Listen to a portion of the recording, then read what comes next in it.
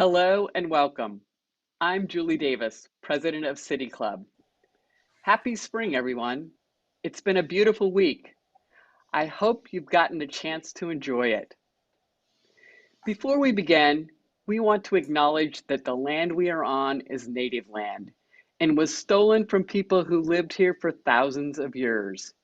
Here in the Portland region, this land is the territory of the Multnomah, Cathlamet, and Clackamas, the Tualatin, Kalapuya, and Molalla, the Wasco, Cowlitz, and many other indigenous people who've known the power and beauty of the Columbia and Willamette rivers, lived here, raised their families, and built communities and traditions that live on.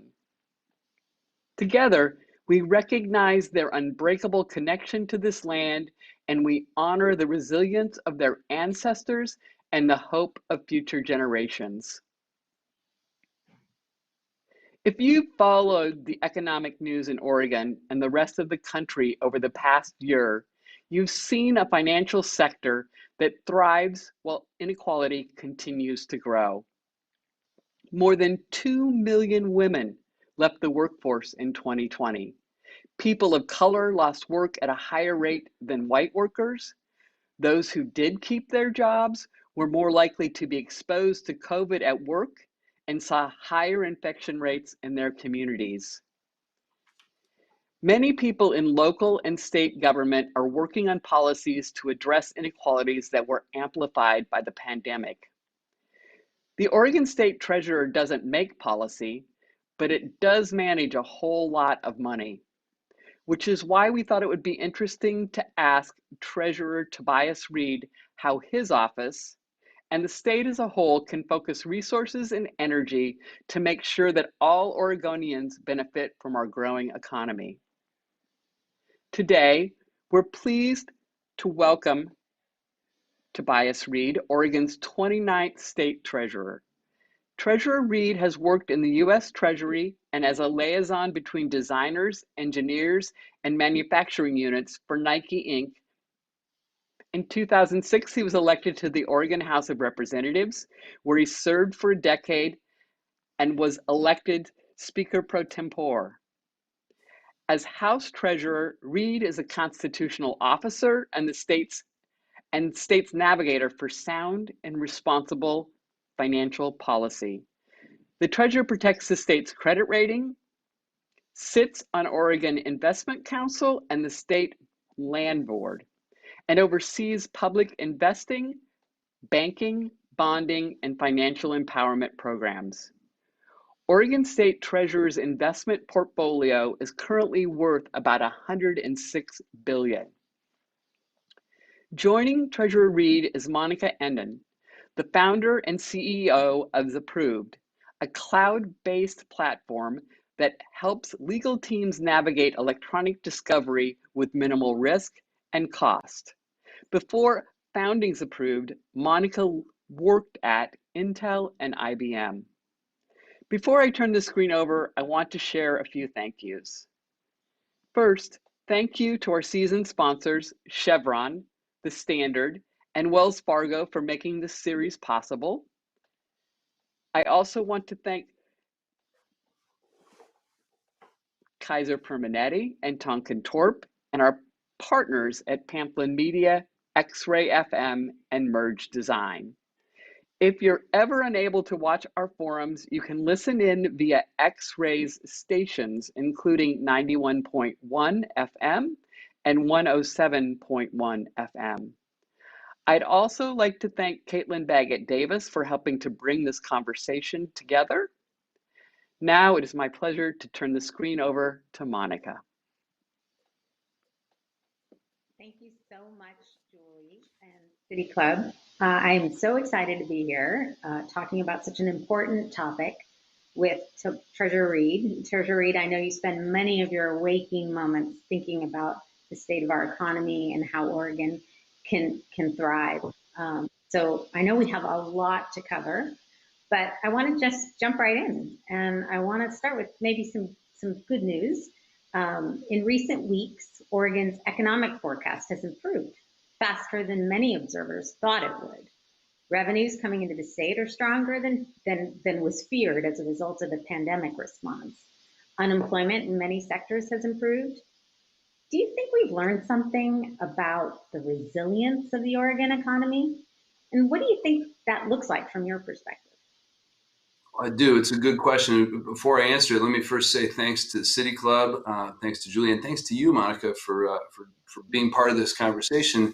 I can't imagine anybody who's better situated, both because you're a member of the Investment Council, so you know this stuff very, very well, and also I want to say congratulations on the award you've just been recognized with the Technology Association of Oregon, too, the Sam Blackman Award. So I'm very glad you're here for all kinds of reasons. I do think we've learned some things about the economy. And largely, it's the fact that we're resilient, both as an economy and as people. And we can start to see that in a variety of different ways these days. I think maybe the best way to summarize it is to paraphrase the words that Mark McMullen used not too long ago. He's the state economist. And when he was describing the situation of the legislature, he likened it to coming out of a very dark winter. And of course, that's kind of literally true, but it's also figuratively true. And it's, I think, a result of the combination of a very strong and accelerating response to the pandemic in terms of vaccines and strong response on a fiscal level from the federal government. So that combination is resulting in a cycle, in the beginning of a cycle that's not really like anything we've seen before.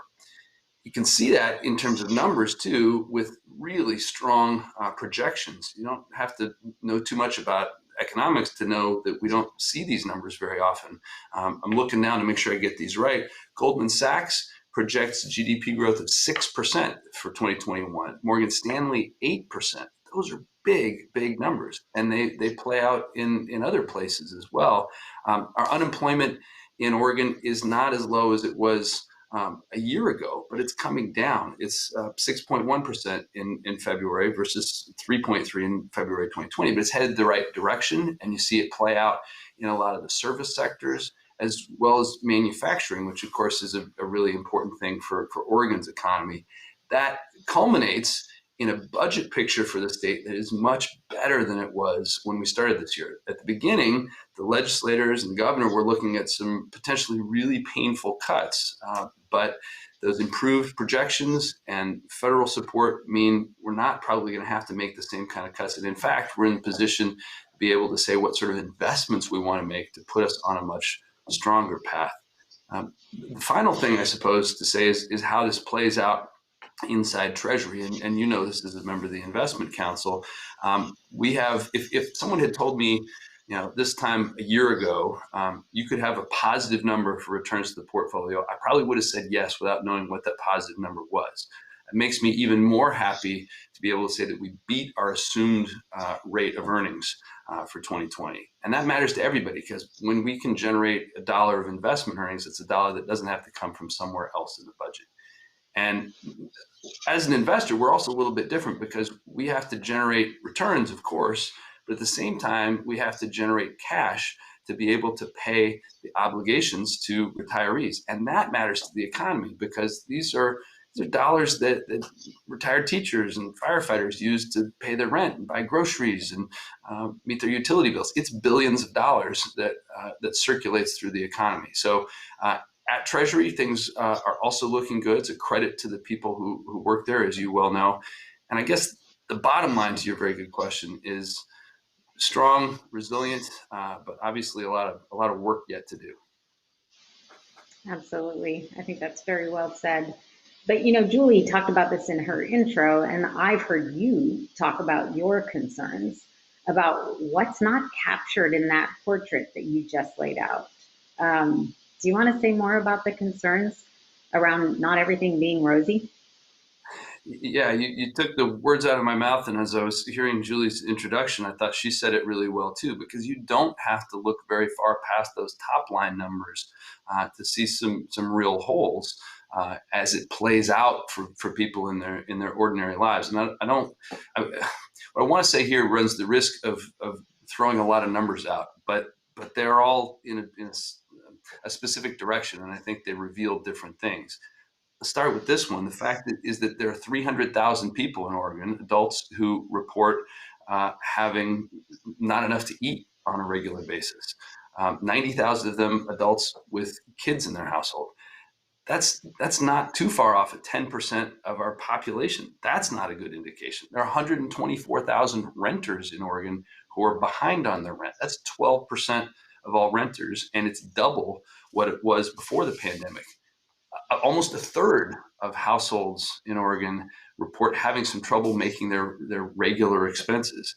And of course, as Julie well said, the communities of color in Oregon were disproportionately affected by this experience, both in terms of their likelihood to contract the virus and to be economically affected by the public health measures that were necessary as we go into it. So I think all of this really reveals and underscores the fact that the family economy is not very well connected with those broader indicators that I referred to before. We still got to pay attention to them, but recognize that they are different. Or to put it another way, as some others have said, the stock market is not the economy. What I guess if I'm searching for something positive to say about the pandemic and the wildfires, and that's sort of a foolish errand, I suppose. But on one hand, the one thing that they did do really well is reveal the vulnerabilities of our economy, and the fact that despite living in one state, there's not just one economy. There are lots of them, and they're not all affected in the same way. That was true before the pandemic too. Remember, probably many people do remember that survey from a few years ago that said that 40% of American families couldn't meet a $400 unexpected expense. That's a pretty scary thing. And I don't think that that's likely gotten a lot better in the experience that we've had. But at the same time, and this is, the economist, the two-handed economist is always saying on the other hand, those at the upper end did pretty well. You can see that very visibly, probably within a few minutes, if you stand on any street corner and look around for a minute, because there's probably going to be an Amazon truck driving by, and that's a really stark point. I guess here's the stat, if you don't remember any other ones, that I want people to remember. Total personal income in Oregon is up now relative to before the pandemic. And here's the amazing part. That is true despite the fact that we have 160,000 fewer jobs in Oregon. So I can't think of a more stark illustration of how different the experience is for someone at the top of the economic ladder than someone at the bottom. Higher personal income in total, but 160,000 fewer jobs. Another important number, the number of long-term unemployed in Oregon has ballooned. This is defined as people who've been looking for work for more than 6 months. It was 13,000. It's now 60,000. So obviously, not trying to drown people in numbers here, but we've got a lot of work to do. Absolutely. And I know that one of the things you've talked about is one of the biggest things that we can do to help both small businesses and employees is to, as well as students, is to quickly get children back into in-person learning for K through 12. Can you talk a little bit about that? Yeah, it's at the center of everything, and I think I have to acknowledge, the way I think about it is affected in part by being a parent. We have 2 young kids at home, and we talk to other parents, as I think everyone does. And I don't know very many people that are having a perfect experience in this remote learning environment. There are pieces that are good, and certainly things we need to learn from it, but it's not ideal for the state. And then I think about it as a treasurer in the short term and in the long run. In the short term, this is having really immediate impacts for individuals, for families, and for businesses. We talk to businesses around the state, no matter where it is, in Portland or Southern Oregon or the East, what they almost always point to as their number one challenge is connected with the shuttering of schools. Look at it from the perspective of the individual. Even if you're lucky enough to have a job where you can ostensibly do it from home, that's pretty hard to do while managing involvement of remote learning. And layer on top of that, that responsibility for remote learning has fallen disproportionately on women. And a lot of women have made the choice that they can't do both of those things. Julie made the point early on, and I'm glad she did, that before a recent and really needed uptick, we saw a multi-decade low in terms of the rate of women participation in the labor market. That's not good. It's not good for their family finances right now. It's not good for their prospects for their careers going forward, and we can't forget that. It also has impacts in the medium and long term in terms of what we're seeing for the education loss of families. Our ability to build and maintain a competitive workforce is at risk. And you can see that beginning to play out in terms of numbers as well. The number of chronically absent students in Portland schools is up to 22%. That was already an issue before the pandemic, and it's only getting worse. Thinking about the drop off that we normally see over the summer, it's likely to be worse this year because of the less optimal experience throughout the year. In Salem-Keizer last fall, half of high school students were on track to fail at least one class. And community colleges have a really critical role that they play to help people gain the skills that are needed to obtain and maintain a livable wage job. Enrollment there is down 25%, probably connected to people having to abandon or at least postpone their educational aspirations to deal with the immediate economic circumstances. So What I hear from school leaders is also really blunt, that they're just starting to get the arms around these changes and challenges, and we cannot afford, if we agree on nothing else, I hope we all agree on this, we can't afford to repeat the experience of these last 12 months and this academic experience. It is going to take a serious effort to be ready for a fall return to schools that looks as smooth and as normal as possible. I'm encouraged by the steps that the legislature and the governor have taken to direct $250 million to summer learning opportunities. But I want to make sure that's connected and integrated into a broader plan so that we're not missing the chance to keep those integrated and to build momentum for a fall that is approaching a lot more rapidly than we might otherwise expect. Yeah, Oregon has done a really good job actually managing the pandemic response, I think, but it's come at a pretty high cost. And so, okay, so you've kind of laid out the situation. We've talked about the problems. We've talked about the inequality and the two economies, or the multiple economies, I guess you say, that affect different people in different ways.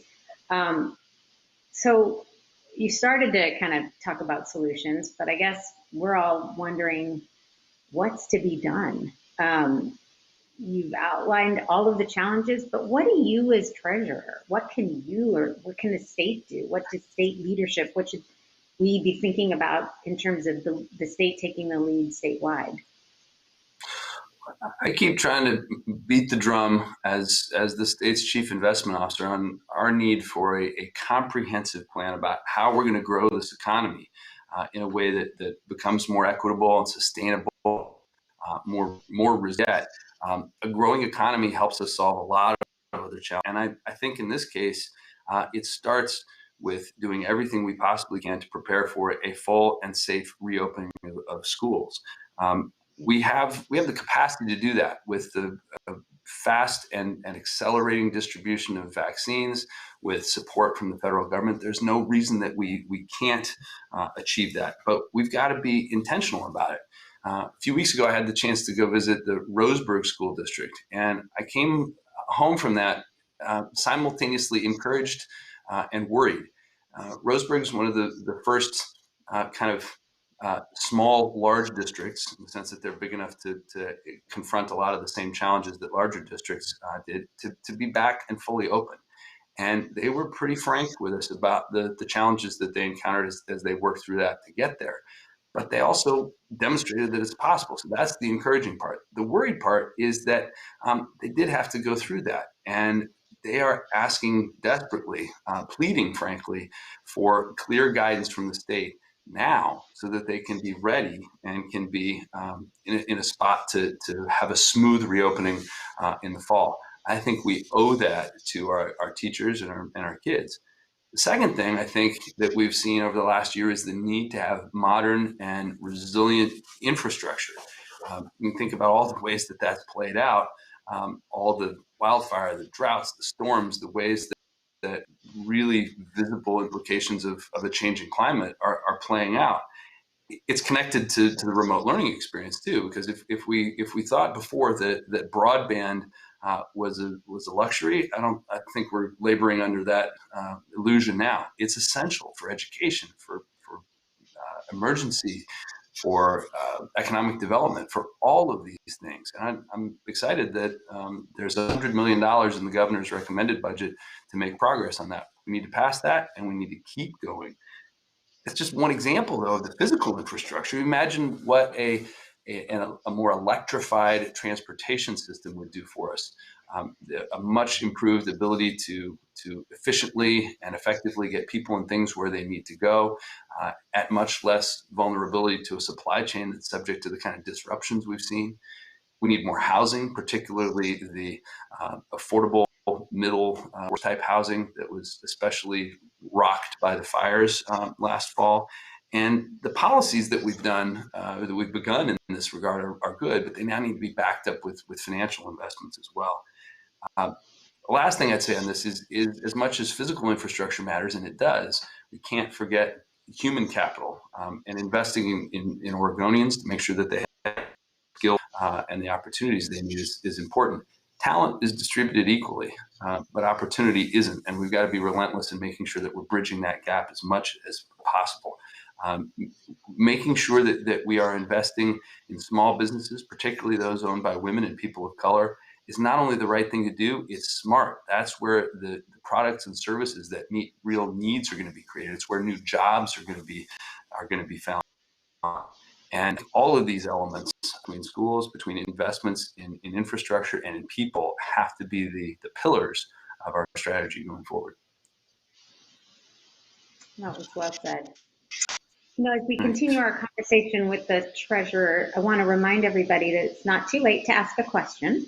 You can tweet at the City Club using the hashtag State of the Possible, hashtag State of the Possible. Or you can email your questions to questions@pbxcityclub.org.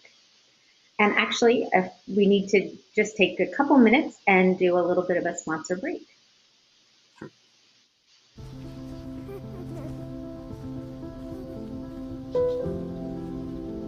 It's only human to pursue the elusive, while also capturing the possibilities, even something like CO2. Over the last decade, Chevron has spent over $1 billion on carbon capture projects and is investing in startup companies working to transform carbon into new forms of energy.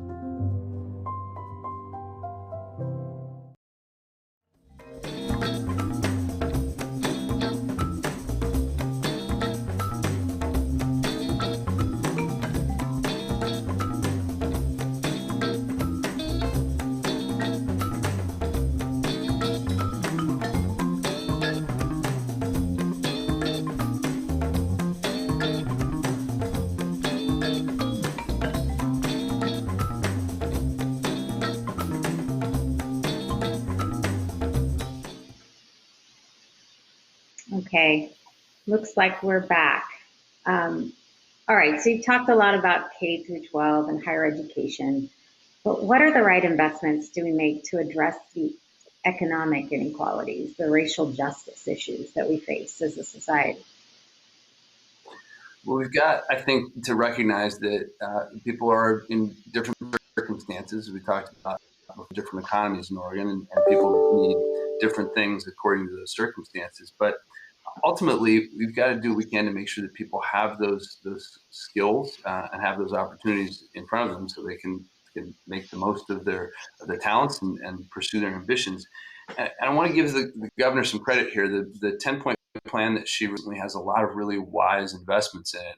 Particularly, I think the emphasis on community colleges, technical training, to make sure that people who might otherwise have been detoured a little bit from because of the pandemic, because of the fires, because of things, have access to those tools. Community colleges, trade schools have a really important role to play in giving people access to those opportunities. Her plan calls for that.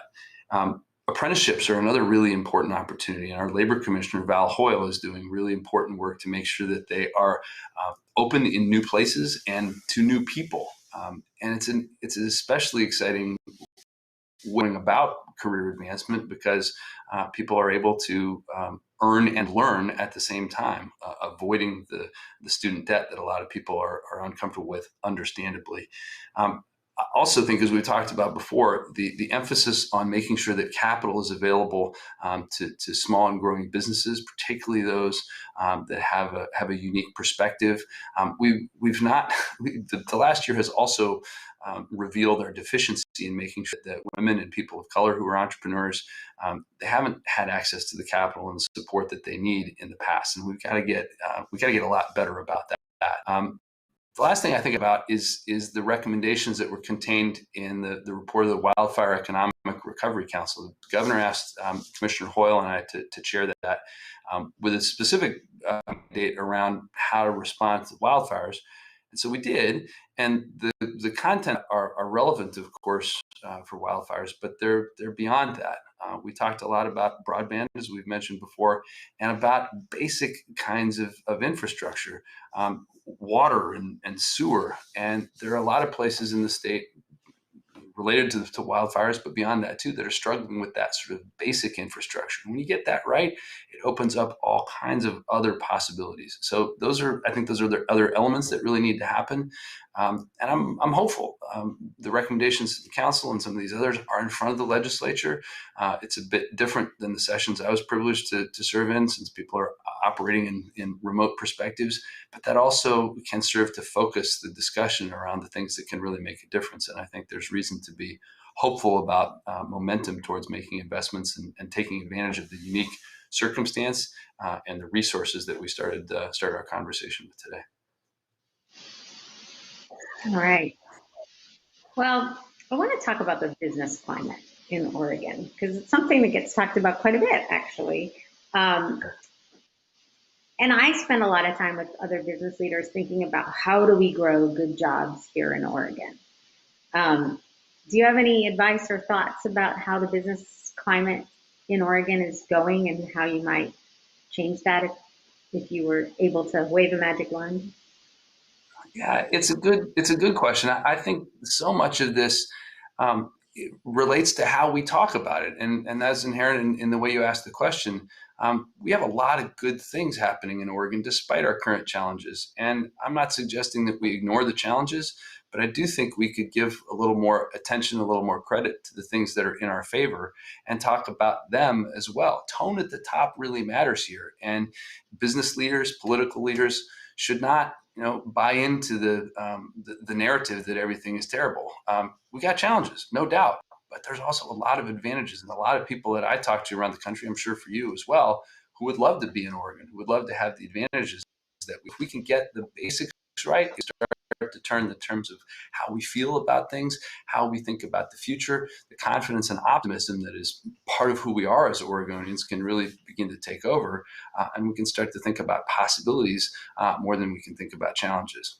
Yeah, and I love this state. I am so grateful and thankful that I was able to grow my business here, and I did it with so much of a supportive ecosystem of people and resources. So I absolutely think there's a lot of positives here. But I do want to talk about something I found recently disappointing.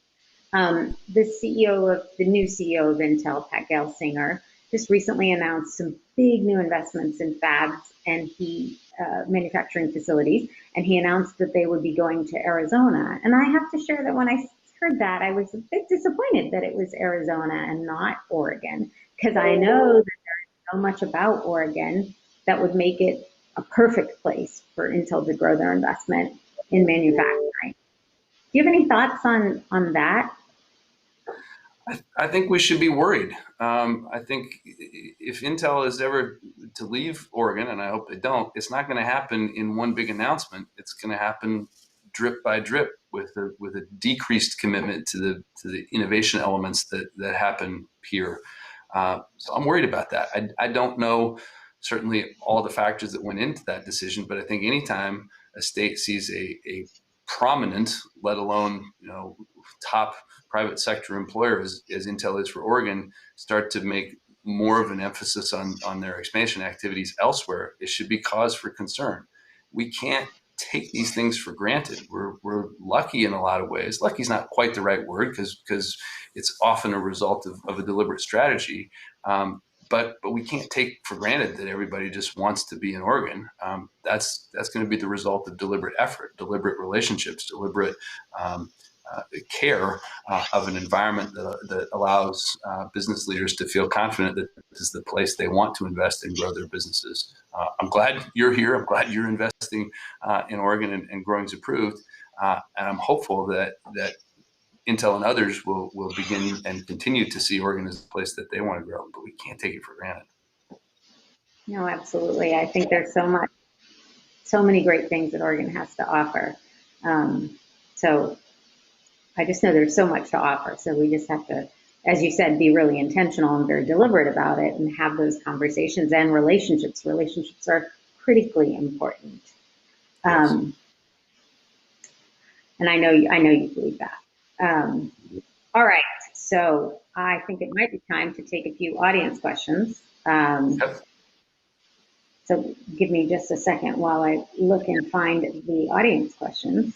Okay, we have one here. When you think about Oregon, and this is good because I think this long-term thinking is very important, but when you think about Oregon in 20 or 30 years, what possibilities are you most excited about? What That is a bolder key things do you think we should be reaching for? That is a great question, and frankly, it's one of the best things I think about the job that I'm privileged to have as treasurer, because so many aspects of policy, even biology as humans, is short term focused, and it crowds out the long run. So I do think we spend a lot of time talking about the things we're trying to avoid, and probably not enough thinking about the place that we want to build. So it's a really nice question, and for me. Um, I think it's mostly about how do we set up a society that and a state that allows people to live up to their full potential, that where it doesn't matter where you were born or the circumstances that attended your entry into the world, but that you're going to have the support. You're going to have a world-class education system that's going to allow you to explore the things that fire your passions, that will give you the hard experiences, but acknowledge and recognize that there are lessons to be learned outside of the classroom. At the upper grades, that's maybe in an internship setting. Maybe at the younger grades, it's out in a forest or along a stream. A place where those entrepreneurial spirits are supported too, where we have an environment that is in a good balance with the economy, a transportation system that's not reliant on an antiquated system, where people are able to make choices. I could go on and on for this, but I think the state has a role, not to necessarily construct all the details of that, but to be focused on creating the conditions where talented entrepreneurs and public-private partnerships can figure these things out. The state can set a clear articulation of the goals, the floor, and allow the private sector to figure out how to achieve it and continue to raise those bars. When people have confidence in that sort of direction, when they're they feel like there is a plan and there's a direction, I think the possibilities for us are pretty close to limitless. Well, I agree. Okay, a burning question from the audience. Why is there an axe over your head? And and what can you tell us about your home office and how you and your family have made it through this difficult year? Well, I came, when we were in the green room, Caitlin Baggett Davis talked about how the only circumstance we might want to turn off our camera was if a naked 4-year-old was running through the shot. I don't have a 4-year-old at home, but I was a little worried about being disrespectful to the audience, so I came down and borrowed an office. And this office is occupied by somebody who's really committed to the history of Oregon. So the role of timber and that sort of stuff. So there's an axe and a saw behind me, some other kind of historical implements of timber harvesting. Ordinarily, when I'm at home, I'm pictured in something I refer to as the cloffice, which is my desk in a closet in the basement. And mostly our kids are pretty good about respecting that. My wife is a star at Nike, as you know, and she has the guest room upstairs, so she takes a little bit more of the burden, because I think it's easier for kids to remember they can run in there than to come all the way down to the basement. They have an amazing ability, our kids, 6th grade and 2nd grade. And I don't know if other parents feel this way too. It's not that often that Heidi and I both have an important Zoom meeting at the same time, but somehow Annika and Ellis can tell when that is. It only happens, maybe every 3 weeks or 4 weeks or something. And that is the time they decide to have a full-on meltdown or physical altercation. And one of us has to then intervene. And it's always kind of endearing when it happens at someone else's house, but when it's your house, it can be pretty maddening. So I think we're all looking forward to something approaching whatever new normal looks like. I was sharing with you, Monica, earlier too, that this last week was a big deal at our house. For the first time, we were out on soccer fields, masked up, of course, but with soccer and baseball, and just listening to kids being able to interact and run and yell. It was a huge thing. So lots of things to look forward to. Well, I've been on you and on the Zoom calls sometimes with you, like in the Oregon Investment Council, and I just appreciate you normalizing how the juggle that I'm very lucky. My kids are older and out of the house for this pandemic. But I think you've really done a good job of normalizing how two rock star professionals have to deal with juggling children and work and all of the commitments that you have. I don't think it's too unfamiliar for most people. Heidi gets way more credit than I do. I could not possibly approach anything functional without her. Well, I know you both support each other. So, Thanks. Okay. So you said, we all appreciate that you said, this is coming from the audience, that we need to get better at investments in women and minority owned investments. And actually, I know the answer to this question. We need to get better at investments for women and minority owned businesses and entrepreneurship, but what are you doing about it? We're doing a number of things. I think one of the most common questions that any treasurer gets is a version of the one that was just asked: why aren't you investing more in X? So the Oregon Growth Board plays an important role that can take on a really specific mission, as it does, to invest in Oregon economic development in new businesses in Oregon. And I sit on that board, as you once did, Monica, and that's really important. In the bigger portion of our portfolio, and again, it feels funny to be almost speaking to you, Monica, because you know all this stuff, but more aimed to the questioner, our specific mandate is to generate returns for beneficiaries. The good news is that in almost every case, if you think about it in a long enough time frame and comprehensively enough, concerns like these turn out to be accretive, or they add to our ability to generate returns. So we are, I think we're among the national leaders in improving our capacity to integrate these factors into our investment decision-making process. There's a term that kind of encompasses all of these things: ESG, environmental, social, and governance factors. We're early days in this, in the big world, to understand how to make those factors quantifiable and relevant across timeframes and across industries. But I'm very proud of the fact that I hired the first investment officer in the Treasury whose specific focus is on these ESG factors. We're not content to just take some off-the-shelf product that might be subject to someone's kind of manipulation. We're doing the hard work of figuring out how we're going to integrate it to our liking. And it is frustrating for me because I'd like to go a lot faster on this. But I think the most important part for this is to recognize that I don't get to be treasurer more than 4 years from now. There's a term limit. So I want to build something in this environment that's going to last a lot longer than me, and to make sure that we're integrating those things. Because frankly, I don't think we're doing our job as fiduciaries if we're not including those factors in our investment making decisions. Absolutely. Okay. Well, actually, related to that, one of the biggest drivers, we talked about this in the beginning, Julie even talked about it, one of the biggest drivers of increasing economic inequality seems to be the financial markets. You're not a policymaker in your role as treasurer, but you do have a front row seat to both government and financial markets. In your view, what financial policies could help balance the inequality that we're seeing? That's an insightful question. I think while it's right that I'm not a policymaker in the sense that I was when I was a legislator, I do think we have a pretty unique role to play as a major investor, and that is with the ability to vote our shares.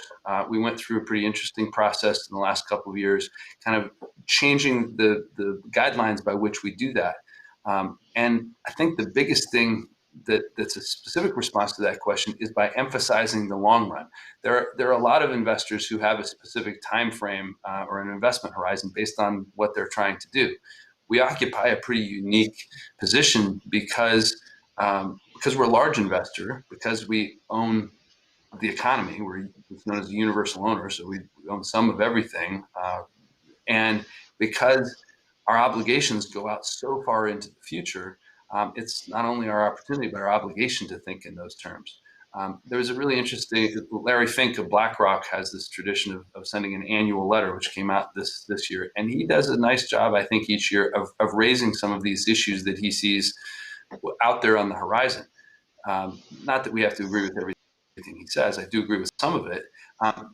But that of where, as a large and universal owner, we can vote our shares and say to the leadership of these companies, that we want you to be paying attention to how you're positioned relative to climate disruption, for example. We want to make sure that your leadership and your workforce reflect the population. If you're not doing that, you're not paying attention. These are all examples, I think, of thinking about the long run and not being affected just by next quarter's returns. So we pay attention. We interact with the legislature and with Congress on specific policy pieces as well. But as an investor, as an entity that votes our shares, we have a direct role as well. Absolutely. Okay, well, here's a good question that came in. A complaint from rural counties is Portland gets everything. Isn't tax revenue from Portland, Multnomah County shared with other counties? And if so, is there a percentage or a way to estimate how much Portland contributes to other areas of the state? It is a knowable number. Unfortunately, I don't have it off the top of my head, but in general, yes. If you think about the typical trio of tax revenues for an ordinary state, you have income tax, you have property tax, and you have sales tax. We don't have a general sales tax in Oregon. There are specific examples of sales taxes around specific products or specific transactions in some cases, but generally that's off the table. Property tax is collected at the county level and generally administered at the county level, and then there's income tax. And the state definitely has a variety of responsibilities around. Prior to Measure 5 in 1990, about 2/3 of school funding came from locally assessed property taxes, and the balance came from the state. The passage of Measure 5 and then Measure 50, that flipped. So about 2/3 of school funding now comes from the state to be supplemented by locally assessed property taxes. So those are we could calculate that number, and be happy to follow up with somebody if they want to get back to me. But the larger question, I think, really speaks to how we go about a process that gives people confidence that their voice is being heard. Sometimes I get into a conversation where people say some version of, my taxes are too high. And I think that's often the less productive place to start a conversation, because if you ask that question, most people are going to answer too high. I think what's more useful is often to say, well, what kind of a community or state do you want to live in? What sort of programs and services do you think that requires? How do we operate and design those most effectively? And then get to the question of how we share their cost. I think people are not, I don't know too many people who are happy to pay their taxes, but I know more people who are willing to pay their taxes when they feel confident about how those dollars are managed and the value that they're getting for those taxes. So I think, to the questioner, you're right to give voice to that opinion that comes from parts of the state. It's not unique to rural Oregon, by the way, but there's opportunity for us to try and engage with people who are not feeling confident about how we're using tax dollars. Yeah. Okay, well, let's take a question about banking. The pandemic has had a massive impact on every level of Oregon's economy: tenants, homeowners, businesses, and commercial property owners.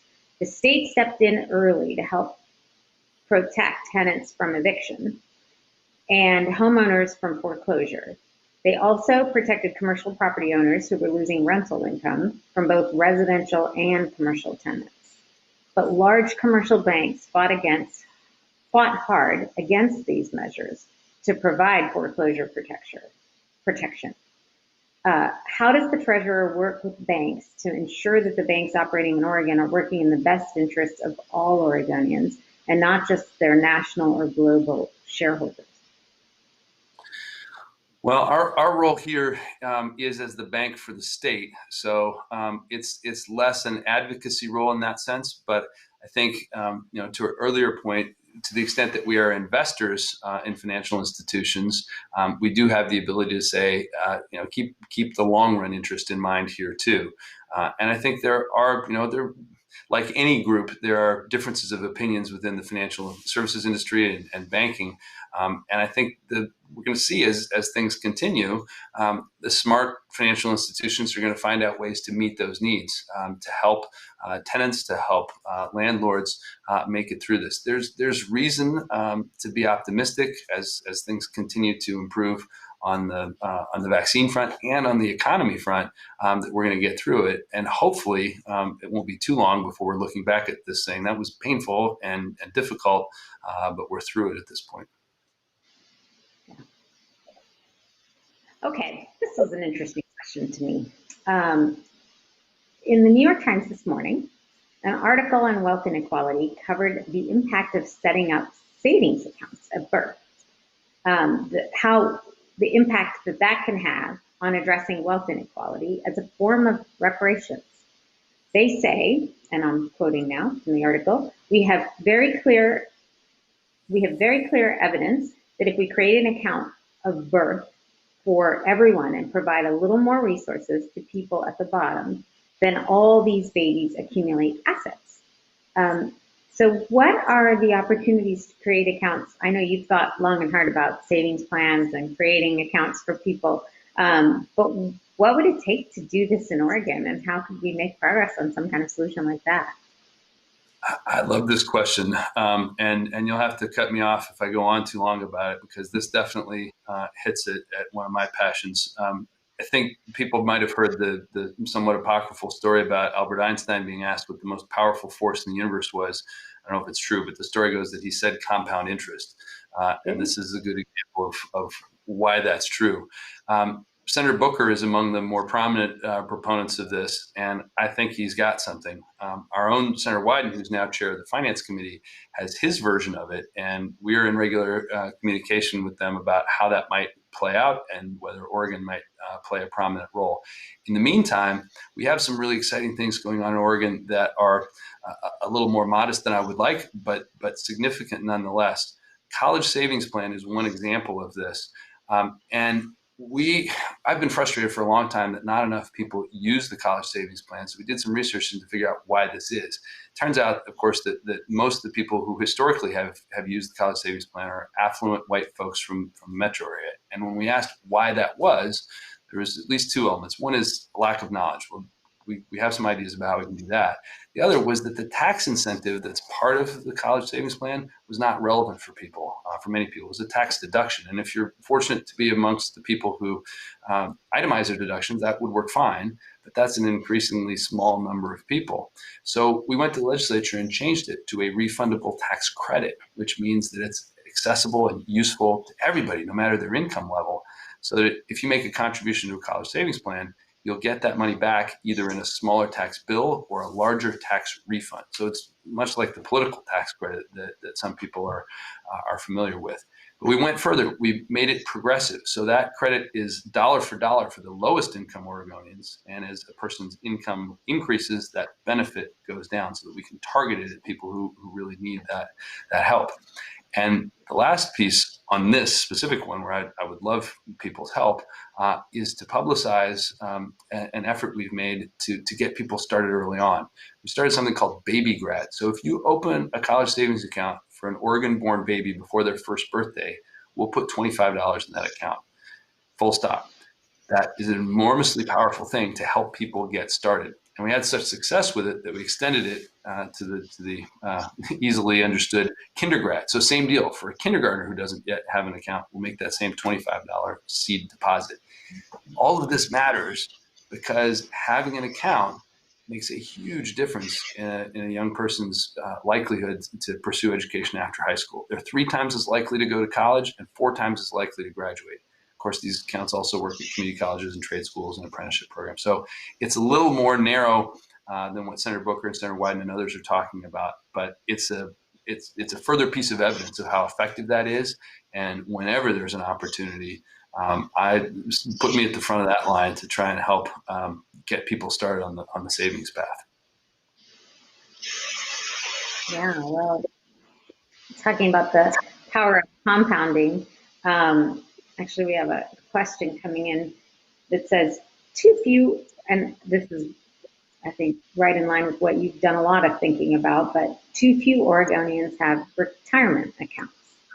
The PERS portfolio investment strategy has been strong, but the fund suffers from not enough, and I'm not sure, let me continue reading, but the fund suffers from not enough money investment in it. Why can't we offer PERS to more Oregonians as a strategy to strengthen the fund and provide access to retirement to more people? Well, the basis of that question, I think, is rooted in something really important, which is getting more people access to retirement savings. And there are a variety of specific legal limitations that we don't need to get into here, but it does speak to that mission of addressing the big hole across the country that about half of people who are working don't have a retirement savings plan at work. And that's, I'm really proud of the fact that Oregon was the first state in the country to take that on directly. We just celebrated a pretty big milestone in our program called Oregon Saves, which works as an opt-out IRA. So if you're an employer in Oregon and you don't offer a retirement plan, you are obligated to facilitate Oregon Saves. What that means is you say to your employees, unless you tell me otherwise, 5% of your wages are going into your IRA. The employee can opt out, they can change that number to whatever they want, but most people stay in at some level. And we're just about to come up on our 4-year anniversary of getting that program started. We're over 100,000 funded IRAs now, and just this last week we crossed the $100 million mark. That's not enough for people to retire on yet, but it's a really important step as people get on a path to financial autonomy. And I get excited, particularly when I think about those young people who are just getting started in their career and getting in that habit of savings, because they're going to have choices as they advance in their careers. Absolutely. If you do that when you're young, it's amazing the power that it has. Right. And the day you open you open up the account and realize how much is in there, and it's such a pleasant surprise if you haven't been paying attention to it for a while. We want compound interest at people's backs, not holding them back. Exactly. Okay, I think I have time for one last question, and that's going to be a little bit of a more tough one. The treasurer manages the investments in retirement accounts for Oregon school teachers, firefighters, and other public employees.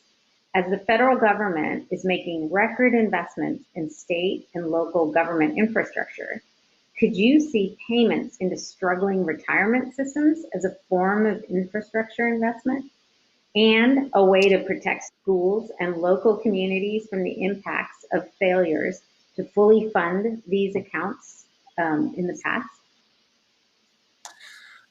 That's a really interesting question. I think I will leave it to others to say whether it fits the strict definition of infrastructure, but I will say with confidence, and I'm sure Investment Council member Enan, you will agree with me that the Treasury team is very good at investing, and were the legislature to decide to send some of that money to Treasury, we could make it grow over time and continue to pay dividends for the entire state. Because as we talked about earlier, a dollar that Treasury earns in investments is a dollar that doesn't have to come from somewhere else in the budget. So I think we could have something to talk about. Okay, I think we have like 1 minute left, and a great question just came in. So I'm going to try. You shared that you have staff addressing environmental issues, and can you share how constituents, particularly those of us in the African American community, can get information on how our state is addressing environmental justice and investments that will improve instead of harm our environment? Yeah, absolutely. Check out our website, the Treasury. Feel free to email us. We can point you in as much specific direction as we can. We try to make that information as easily accessible,